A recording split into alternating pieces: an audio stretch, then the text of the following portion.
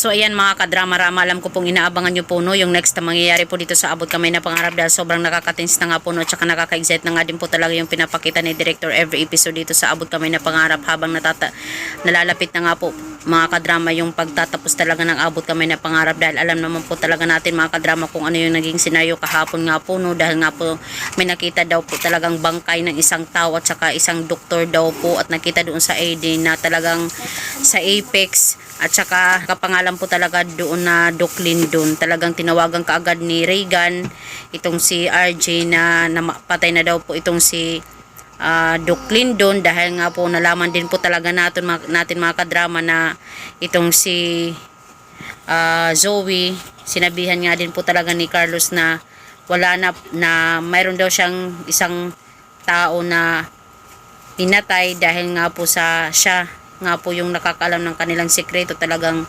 inunahan na po ni Carlos. At dahil nga po doon ay matagal na din po na hindi nahanap itong si Doc Lindon, talagang ngayon lang talaga nahanap nila yung kanyang bangkay. Almost a week ata or almost 2 weeks na talagang hindi nila alam kung nasan na itong si Doc Lindon.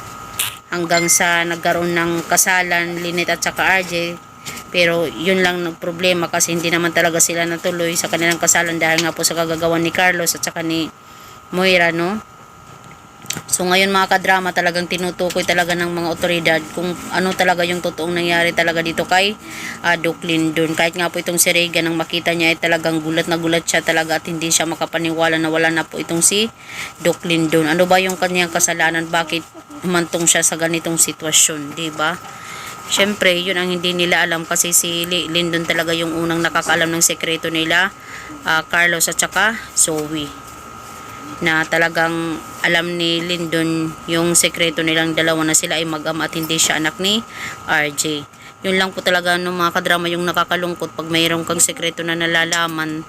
Tapos syempre para hindi ka magsalita, pero actually binigyan naman talaga ng pagkakataon ni Doc Lindon itong sila Zoe at saka si Carlos na sila yung magsabi ng katotohanan. Matagal din siya talagang hindi nagsalita, talagang tinikom po niya yung kanyang bibig. Yun lang po kasi yun ang gusto din talaga ng director, na mawala na itong si Doc Lindon kasi pag andyan pa si Doc Lindon, possible siya talaga yung magsabi ng katotohanan. So mga kadrama, alam kong napakahirap din po talaga ito para sa atin no, nawala na itong si Doc Lindon at lalong-lalo na pag nakita pa talaga ito ni Annalyn, yung kanyang bangkay, sigurado talagang grabe yung iyak dito ni Annalyn na sana noon pa man ay nasabi na ni Annalyn kay Doc Lindon yung katotohanan, yung kanyang totoong nararamdaman na mahal niya ito, diba? Nasa uli talaga yung pagsisisi mga kadrama. So, yun lang po mga kadrama. Don't forget to please like, share, and subscribe my channel para sa susunod na video is ma-update ko po kayo mga kadrama. Thank you so much for always watching my video. Abangan na lang po natin mga kadrama yung next na mangyayari dito sa Abot Kamay na Pangarap habang nalalapit na nga po ang pagtatapos nito. So, yun lang po. Maraming salamat again. Bye! Abangan na lang po natin mga kadrama. Abang-abang. Bye!